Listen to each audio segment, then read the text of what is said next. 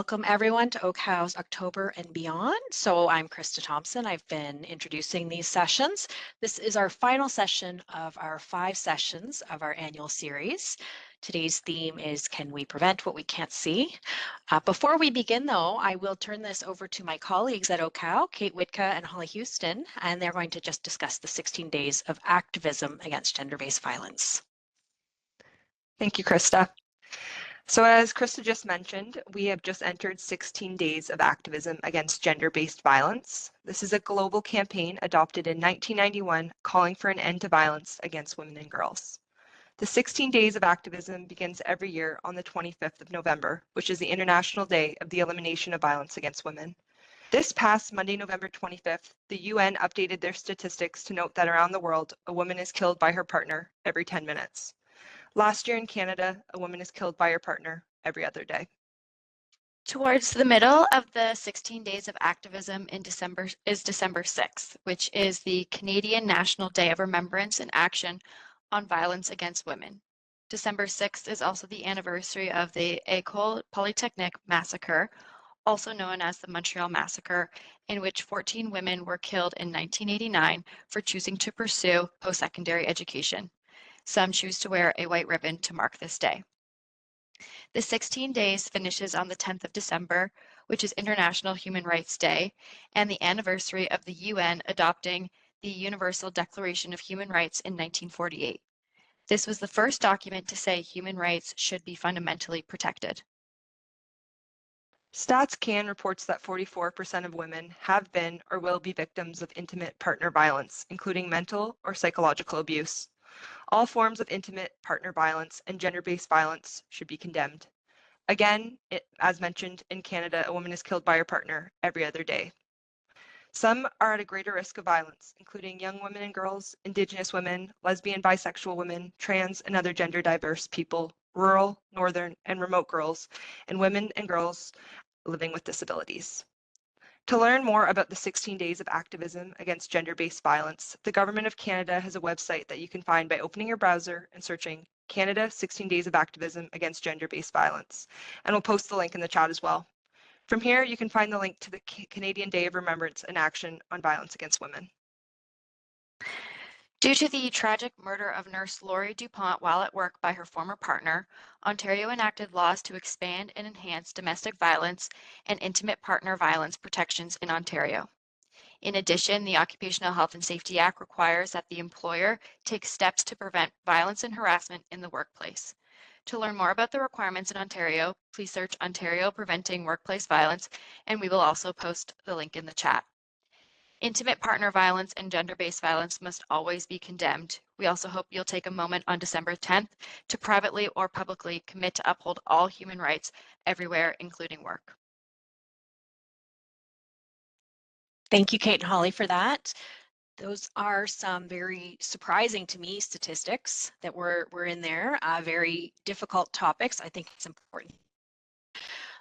Most people attending today are from Ontario, and the Ontario legislation is something we should be proud of. If you are not in Ontario, I hope that your employer exceeds your minimum best practices with best practices that can help to ensure our work is a safe workplace. So as I mentioned, today is our final webinar of our annual October and Beyond. We always start in October for occupational disease prevention, and we continue into November. November is Lung Cancer Awareness Month, and lung cancer is a common occupational disease, though it's far from the only occupational illness we strive to prevent. Today's theme is occupational illnesses and today's theme is we can prevent what we can't see, and occupational illnesses are conditions that usually require continued exposures over time to develop. They may even result from a combination of environmental and work-related factors. Ontario's health and safety associations are working to increase knowledge of various workplace exposures, which can't always be seen. So today we're going to be learning about how Ontario's health and safety system is helping to identify hazards and implement effective control measures to prevent occupational diseases.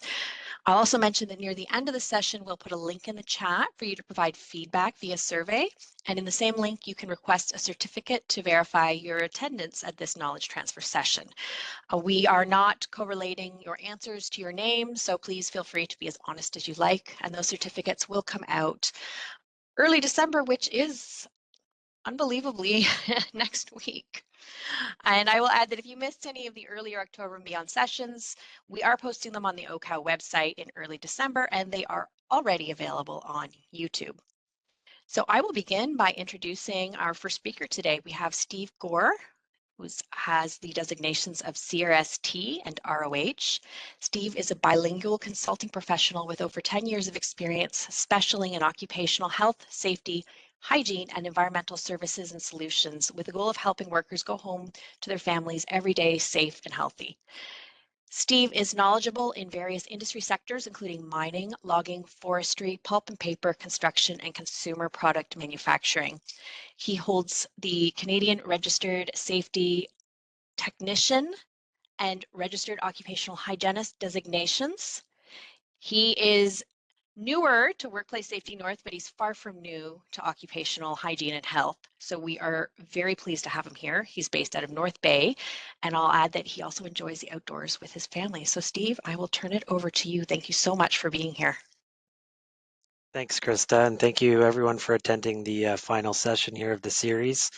It's been very fun, informative series, and yeah, so we'll kick it off with the presentations here. I'm just going to share my screen and see how we make out. Let's see here.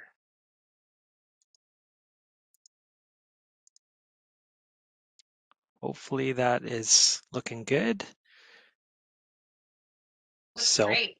Okay, awesome. So yeah, again, I'm Steve Gore. I work for Workplace Safety North, one of the HSAs that Krista was mentioning. We're primarily focused in Northern Ontario, and the next slide here will kind of paint that picture a little bit here. So I chose to focus this presentation specifically surrounding noise. Obviously, noise isn't something we can see, right? And it's also not a painful process losing your hearing. So the focus of my presentation today will be surrounding noise, with a little bit of a lens on mining. So I thought I know this is a very busy slide, but I thought I'd share this because it really paints the picture. If you, we'll send the slides to you later on, you can have a look, but this paints the picture as to where we fall in the system as HSAs. And so the Chief Prevention Office is where we kind of report to, if you will. The system, for the majority of it, is resourced financially through recovered WSIB employer premiums, right? So part of our funding comes through that, and you see here the arrow on one of the HSAs being Workplace Safety North. Although we are mostly based in Northern Ontario, we do it's not necessarily geographic based. It's actually more industry based. So Workplace Safety North focuses more on the mining, pulp and paper, forestry, and logging. So we do have some clients in Southern Ontario, but the majority of our clients really are based out of Northern Ontario. So that slide just paints the picture as to where we fall as an organization in the system. Here's our little team, our small but mighty team. You have me on the left there. You have my colleague Judith, who is based out of Sudbury. We also have Philip, who's based out of Sudbury, and Philip is a senior specialist in ground control. So that's mostly in mining. But Philip is well versed as a hygiene resource as well on our team. And Cindy sort of steers the boat there for our team. And so we service all the industries throughout, like I said, primarily Northern Ontario. So we'll kind of start with the basics here, and a lot of people, use the terms interchangeably: noise versus sound, sound pressure, if you've heard that term before. So realistically, we want to define what sound is, right? So at the end of the day, really, it's fairly basic. It's a mechanical wave of pressure. It's essentially a vibration that allows us to hear and listen. So when a sound propagates through a material, and this could be air, most of the time is air, the molecules in the material oscillate back and forth. These oscillations are transferred from each molecule to its neighbors, so it's like a chain effect essentially, allowing the sound to propagate. So that wave is propagating through that material. When the oscillations reach the ear or a sound detecting device, for example, it makes a membrane oscillate. And then when these membranes are in our ear, the bones oscillate, the brain can interpret the oscillations as sound. So since sound relies on oscillations of particles to propagate, sound can't travel through a region where there's nothing to oscillate. So sound requires a medium to propagate, and air does this as well. So sound is classified as a mechanical wave. And in this sense, noise is also a type of sound. So sounds are essentially vibrations, right? And at times they can't be heard.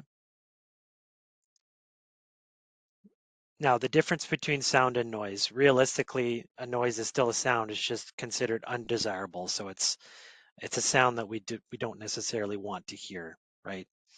And the greatest example of that would be, if a ringtone of a cell phone could be considered as sound by the owner of the phone because they love their ringtone, but someone else might not like the ringtone and consider that noise. So here's a slide that I wanted to just cover what the difference between, the sound level, the actual amplitude, and also the pitch, right? So the wave itself, the amount of waves that you can fit into a specific period of time is what's considered the frequency. So a higher frequency has a wave, more waves in a certain period of time than others. So that green line would be a higher frequency, higher pitch noise, like a whistle, for example, whereas the blue line would be a more bass kind of, frequency, a lower frequency. We also have loudness, right? So the actual height of the wave is considered the amplitude, and that we measure in decibels. And again, it all relates to pressure.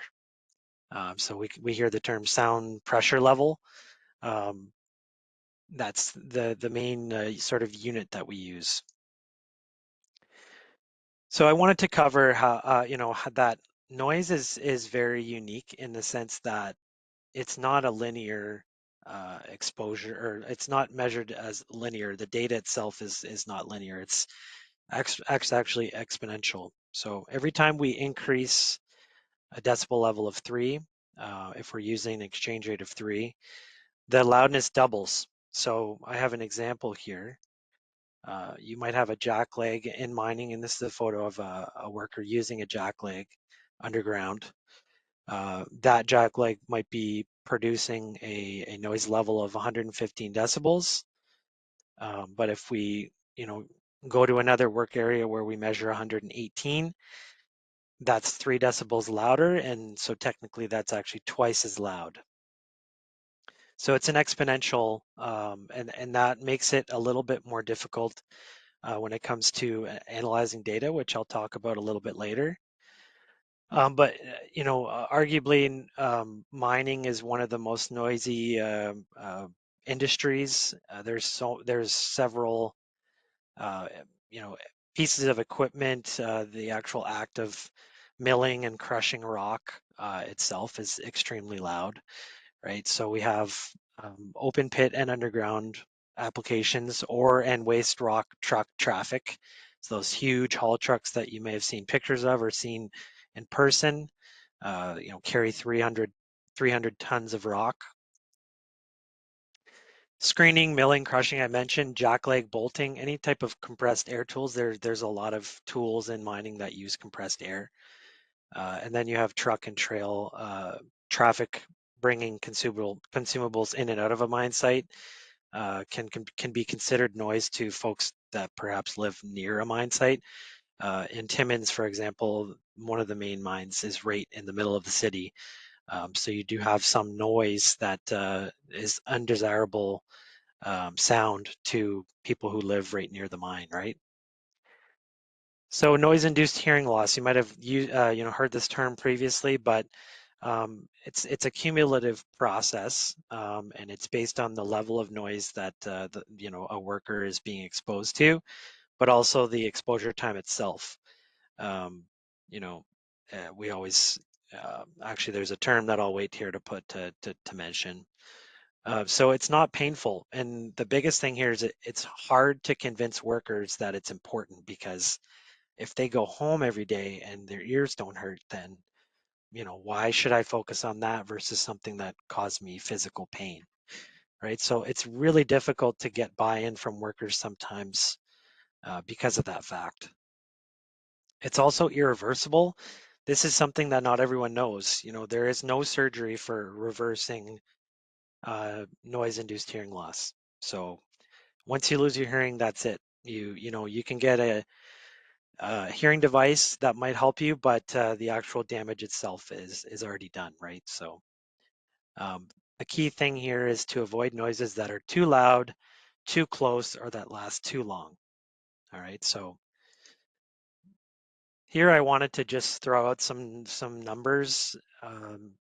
Sometimes we don't actually know how loud certain things are. If some person might think something's loud, but another person might not, and their sensitivity in their hearing, it's kind of a gray area. But here's some factual information regarding the sound pressure level or the noise level of different sources. So our fridge running, for example, that's 40 decibels. A car in around the 60 to 70 decibel level. You have helicopters, if you've ever been really close to a helicopter, that's in around the 100. Police sirens at 120. That'll certainly wake you up or catch your attention, right? Fireworks 140. That just gives you an example of, if you've ever been to a fireworks show, your ears might be ringing by the end of it. Again, keep in mind an increase of 3 decibels is a doubling. So a jet engine is, I don't know, I can't do the math real quick here, but how many times louder is a jet engine versus whispering, right? It's a lot. It's not a linear curve here. It's exponential. So keep that in mind. So in Ontario, we have an 8-hour average criterion of 85 decibels. So throughout your shift, if you've been exposed to some noise levels that are lower than 85, perhaps a little bit higher, at the end of your 8-hour shift, if you've been exposed to 85 decibels or higher, and you weren't using any type of hearing protection device like an earplug or an earmuff, then technically you were overexposed to noise on that day. So here's a really useful graph that kind of shows you how long it would take for you to reach that average in a shift. So for example, if you were standing by a machine for half an hour that was emitting 97 decibels of noise, it would only take you 30 minutes to reach that average, and you would already have been exceeded the noise, that average criterion for the day. Now, if you were wearing hearing protection during that time, you would have obviously had a reduction of the exposure to the ear itself, and we're going to go through that, right, and how hearing protection devices work. I'm going to talk about some health effects. A lot of people don't understand that it's not just, potentially noise-induced hearing loss and losing your hearing. There's a lot of other stuff that can happen as a result of exposure to high noise levels. Stress being one of them. I know me, when I hear something really loud and I'm trying to focus, it causes me to have a little bit of stress, right? You want to reduce that noise as much as possible. Even as a fun example, when I'm doing dishes and my Alexa's on and my wife's trying to talk to me in the background, I scream, Alexa off, and I'm sure some of you can relate to that, where you just need quiet to be able to focus, right? So high blood pressure, speech interference, hearing loss, obviously we talked about. Sleep disruption, this is huge. This is a huge thing. If you're in a noisy environment all day long, research has shown that you will have a hard time, falling asleep, and you'll be sort of irritated, and it can cause fatigue being exposed to high noise levels, and eventually potentially lost productivity as a result of those things. So auditory effects, we just talked about hearing impairment, noise-induced hearing loss, but non-auditory, physiological, and psychological stress, uh, realistically, we just covered this for the most part, right? Quality of life for workers and their families can be affected by noise exposures. So the different types of auditory health effects, I figured maybe we would go through them. So acoustic trauma is more from something like a blast, or gunshot, for example. That's a sudden hearing damage that is certainly irreversible. Um, so super important to be, for example, if you're a hunter, wearing hearing protection is super important. Me personally, in my teenage years, I never wore hearing protection when I used to go hunting, and I'm 32 now, and I actually have hearing loss as a result of that. When I do audiometric testing, it's very clear that I have hearing loss in my left ear as a result of not wearing hearing protection. And here I am, an occupational hygienist, preaching to the choir, but I didn't listen. I just didn't know when I was that age. So if you have kids maybe that are getting into that, very important to wear hearing protection for that. Tinnitus, some of you might have experienced this before, where you have a ringing or a buzzing in your ears, especially if you go into a loud environment and come out of that environment, you'll notice a ringing. Temporary hearing loss. So this will occur immediately after exposure, but there is a gradual recovery if you're removed from the noise, and complete recovery may take several hours. So this isn't necessarily considered irreversible, but certainly it's more of an acute effect of high noise levels, whereas permanent hearing loss is more progressive with continued noise exposure. And we see this obviously in workplaces where you go day in, day out, go to work, work your shift, and come back. And if that noise level's been high through several years, then that's, if you weren't protecting your ear, or your controls in the workplace weren't sufficient, then that's where you end up seeing permanent hearing loss in workers. So here I just have a graphic of temporary membranes in the ear that can recover from a noise exposure. On the right, you see this sort of irreversible damage of tissues and membranes in the ear, that can't be repaired. So that those get worn down over time, or in the example I used of acoustic trauma, where like a big blast, for example, that happens very quickly.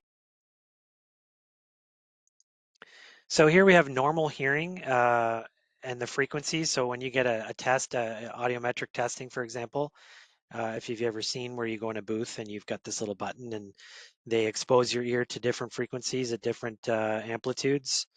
You have normal hearing of most frequencies can be heard. Here you have conductive hearing loss, where you're not, usually you're only able to hear 40 decibels or higher. Anything below that you have a hard time, and this is where you typically see people get hearing aids, right? Because it needs to amplify it. Nothing can be heard before 40 decibels, for example. So whispering, we saw whispering as being 40. Below 40, you just can't hear anything. Mild noise-induced hearing loss, you typically see a sharp drop at the 2000 hertz frequency. And I use my example. I have a hard time at frequencies above 2000 in my left ear as a result of the hunting I mentioned, right? Severe, usually see a drop off in around the 1000 hertz. So anything at a frequency higher than that, you just can't hear. Autotoxic, I wanted to mention this as something that might be something you can take out of this presentation, potentially as a health and safety professional. Some chemicals that are used in the workplace might have autotoxicity, that obviously they have target organs, but they can target hearing and your balance, and then there can be some synergistic effects with certain chemicals like toluene, carbon disulfide, styrene, for example. Workers exposed to these chemicals might actually suffer greater hearing impairment. So why do we measure noise in the workplace? It's a very important part of a hearing conservation and noise control program. It forms the basis of the program, right? If we don't have data that tells us how loud things are and where and who's exposed, you know, a program can't really be developed. So it does form the baseline of everything we do, is that data, collecting the data. How do we measure it? Typically, we're measuring the sound pressure level, right? So I used that term earlier. Really, it's just the noise we're measuring. And the choice of instrument depends on the type of noise we're looking at, whether it's a stationary noise or if it's a worker moving around in a workplace. So I threw up a CSA standard that you can look up after the fact if you're interested, that talks about, you know, how to measure noise effectively, right? So a good way to determine whether you might have a noise problem in your workplace is that the noise is louder than maybe a busy city traffic. You might have people having to raise their voice when you're talking to someone only a few feet away. Workers may complain that they're having to, you know, listen to the radio louder or the TV louder. After a few years of working at the workplace, they might find it's difficult to communicate in a crowd or a party, or people are just hearing ringing in their ears when they leave work. So here I want to quickly highlight the difference between a sound level meter, which a lot of people usually have or they rent, and a dosimeter, and it's an important distinction. The sound level meter takes the sound pressure level at one instant in a particular location. So if a worker is stationary, working in the exact same location all day long, then this might be actually a useful instrument, because the worker isn't moving anywhere. You can get an average over the shift. You can measure that effectively. It doesn't really matter how the sound level meter is pointed. The microphone's designed to capture essentially a 360 noise level, sound source. Whereas a noise dosimeter is a small light device that is actually worn by the worker, right? So it's typically on the, you know, as close to the ear as possible. We like to set them up, and they store noise level information, and they carry out an averaging process. So it's essentially a computer that's collecting this noise data, and it's averaging out over the shift. And that's how we have to actually measure noise in the province, according to the noise regulation 381. It's regulated on an average basis, right? So that dosimeter is doing there's a fancy calculation in the noise regulation that this dosimeter just does all the work for us. And the person's changing location. So if you have a worker who's moving around all through your facility or your workplace, you want to look at a noise dosimeter that they're going to wear for the shift, right? So here you have a noise, a graph essentially of a noise dosimetry data point, that over 8 hours you see the level kind of go up and down, right? But then you have an equivalent sound level that there's no level there, but that line is essentially what the average was. You were below it, you might have been above it for a while, but that average is what we're looking for here. And if it's above 85, typically you want to investigate and figure out why. And at that point, you would also probably want to implement mandatory hearing protection until you can figure out a way to control that noise, which I'll talk about shortly. It's important to note that when you get dosimetry data from a dosimeter, you're given a decibel level, so 85 for example. You can't do data analysis on that decibel level data point. You actually have to convert it into dose, and the dose is what you can use to then do a data analysis, right? So 100% would be 85 because 85 is the criterion we use in Ontario. 200, I believe, would be 88, right? So it's an increase of 3. So for mining, some of the solutions we propose to some of our clients could be berms, right? mufflers, enhancing mufflers in a way that might have a silencing system, sequence blasting, so you're not blasting as often, or that you know kind of break it up a little bit so it's not this massive blast, it's smaller blasts. A lot goes into the planning side of things, the timing and the communication. I know these are fairly generic, but it highlights the fact that managing noise in mining is difficult. It's not a one size fits all solution, and this is where Workplace Safety North can come in and help propose some viable solutions to manage noise. Right, it is difficult because typically they're large footprints, right? So what Workplace Safety North doing to prevent noise-induced hearing loss as an occupational disease amongst workers? We identify it as a hazard during our site visits. We might not be there for noise, but if we identify it, we might, highlight that to our clients, providing site-specific training to clients. So clients might come to us and say, can you, develop a training session for us on noise and how, review our policies or procedures with our workers.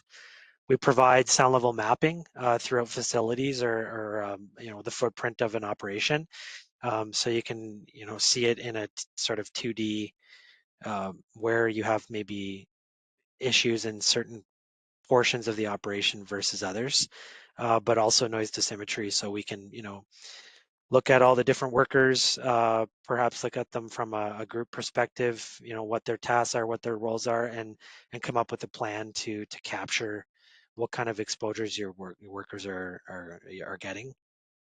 We'll audit existing controls. We'll look at PPE, specifically hearing protection devices, and sort of doing an audit of their noise reduction rating. You might have seen this number on a packaging for earplugs or earmuffs, so we dive into that a little more. We'll promote the use of engineering controls as much as possible, because realistically, defaulting to hearing protection devices isn't the greatest. It doesn't follow the hierarchy of controls. And to finalize my slide deck, I just wanted to go through a quick calculation and how to calculate whether your hearing protection device is actually sufficient or not. Right. So we're going to use earplugs. These Howard Light earplugs have a noise reduction rating of 33, but we need to derate this value. And for earplugs, we actually use 50%. So we're going to multiply that 33 rating that's on the box by half. So then we're left with a value of 16.5. And then we reduce that by an additional 3 decibels. And this is a standard approach that you would want to use for your earplugs. So then you're left with 13.5, and that 13.5 is the number you would subtract from your exposures. For example, let's say I measured a worker's exposure with the noise dosimeter, and their value was 90. If they were wearing those earplugs all day, then we would subtract 13.5 from that value, and then compare that to the criterion of 85. In that case, your earplug was effective. But if you had a noise dosimetry value that was higher, for example, 115 or something like that, then those wouldn't have cut it. Here we have a different earplug here, the 3M. Its NRR, noise reduction rating, is 29. So you're left with 11.5 as being the value you can subtract from your noise dosimetry data for that worker. And here again, we have a different type of earplug there. So the most effective you saw was with the first one. For earmuffs, we don't use 50%, we actually use 70. The reason why is because they're usually a better fit. You can control the fit a little bit more. Not everyone knows how to roll an earplug and insert it properly. They're not always trained on it. A lot of times I see workers, the earplug is pretty loose in their ear, for example. Whereas the earmuff, it covers most ears and the fit is generally better. So we're actually using 70% of that value, not 50 for earmuffs. So you're only reducing it by 30%, in which case for this one here, you would reduce by 13.8. Certain earmuffs have higher noise reduction rating than others, especially if they have, noise canceling technology and whatnot. Here we have a double. So the formula for double, by double I mean earplugs and earmuffs. You're going to take the higher noise reduction rating of the two devices, and then you're going to add 5, and then you multiply that by 65%. And again, we're not expecting you to remember these numbers, but it's just, you know, practical way of showing you how this all works. So 65% is the magic number for double, and we add 5, and then we reduce by 3, same as the others, and you end up with 21.7. So obviously way more effective to be wearing double hearing protection, and we only usually use this as a temporary measure, or if we have noise levels that are, you know, exceeding 110, for example. Usually you need that, you know, double for that. So try to source hearing protection devices that have higher noise reduction ratings. So have a look at that. Don't just order, you know, the first earmuff or earplug you see on Amazon, for example. Have a look at the noise reduction rating and try to get the higher value if you can. So here's a quick slide that talks about when elimination, substitution, engineering, or administrative controls cannot reduce the noise level to acceptable levels, then hearing protection devices must be used. But the key point here is you have to provide training to workers. You know, a lot of times we see clients just buy your hearing protection devices and give them to the workers and say, here you go, you're off to the races, right? But it is imperative that you provide training on how to properly use them, how to maintain them. And this is where Workplace Safety North, amongst other HSAs, can come in and help develop a training program. So in summary, WSN provides training and consulting services to businesses operating primarily in mining, pulp and paper, forestry, and logging industries in Ontario. Noise is a prevalent industrial hygiene hazard that often goes overlooked, and it doesn't often get properly assessed. Noise-induced hearing loss is not physically painful, but it really can negatively impact your life, both acutely and chronically.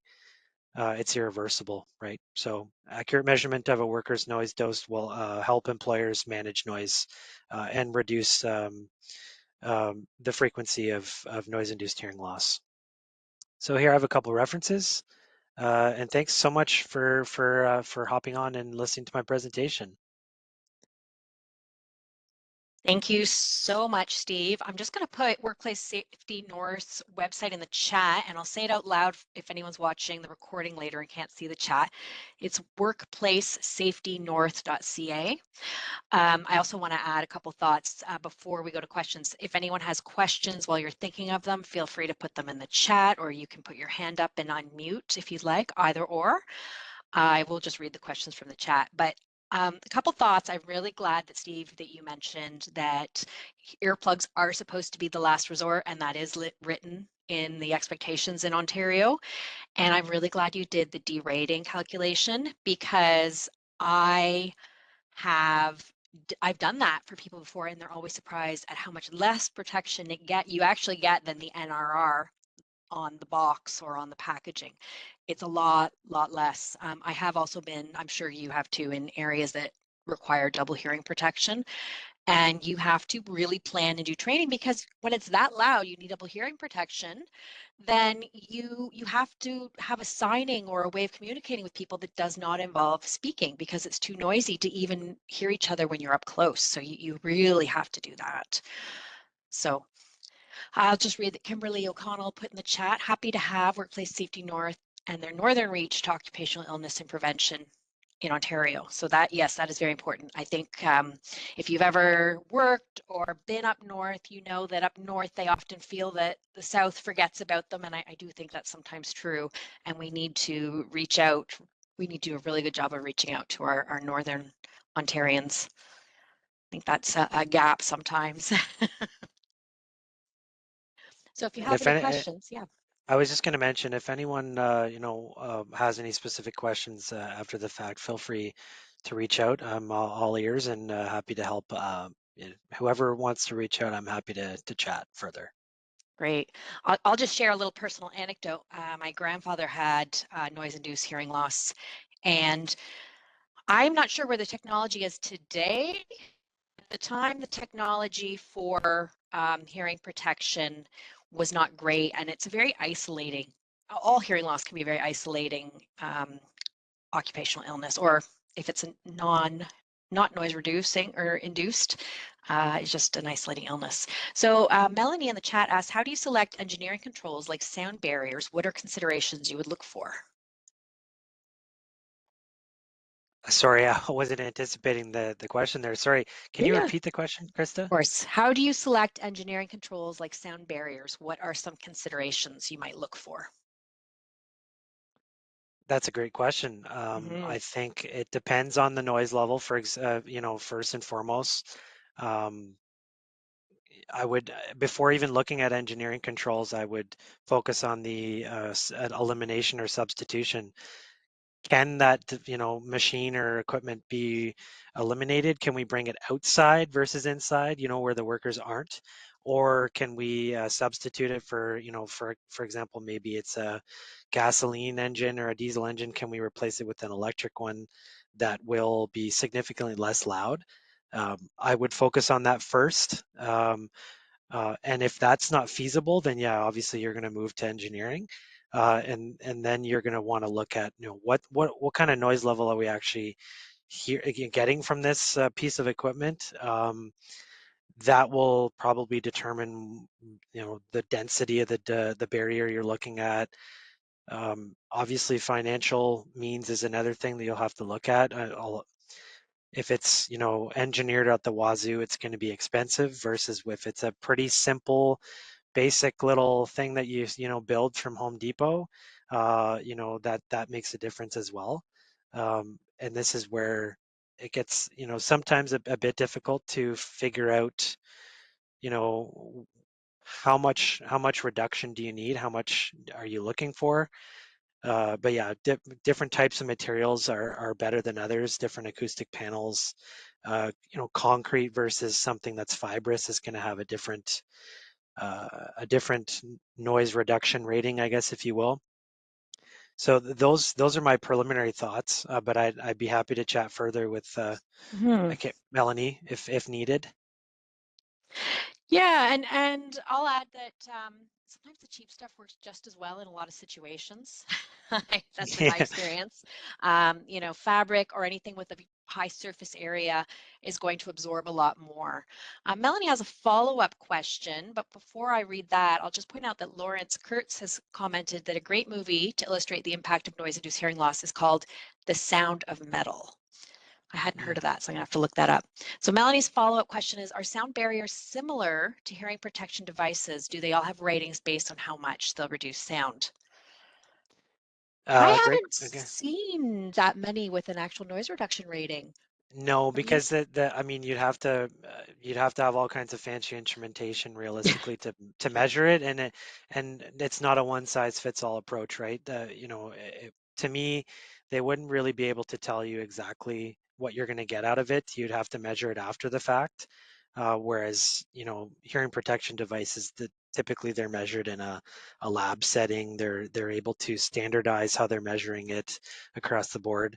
But anything more dense, I think realistically will probably have a greater effect in sort of capturing that noise in a box, if you will. So great questions, though. Not something I've necessarily thought about. So yeah, for sure. I know that barriers, where they really, I've seen them used well is like on the ceiling to help reduce the noise from reflecting off the surfaces as much. I've seen that work really well. But oftentimes, if you're at the point of getting barriers, sometimes you need to get into enclosing either the equipment or having a control room that's enclosed to help with that, because it really does depend on, you know, a lot of factors there. But you're absolutely right. They can be made cheaply with stuff from Home Depot or Lowe's or whoever. Yeah. Yeah, and that can be a recommendation we make to some people who might not have the biggest budget, that that they need to build something. You know, that might be something we recommend. So, and obviously before and after we could measure, you know, what the effect of that is. But yeah. Yeah, and Abdi adds in the chat, another consideration is if the barrier creates a safety issue like blocking a view, and that's a great point. You don't want to introduce a new hazard. That's right. Yeah. Okay. And Lawrence adds that Sound of Metal is about a heavy metal drummer who experiences rapid hearing loss, and you hear it from his perspective. Okay. That would be interesting. Okay. Any other suggestion. questions? Yes.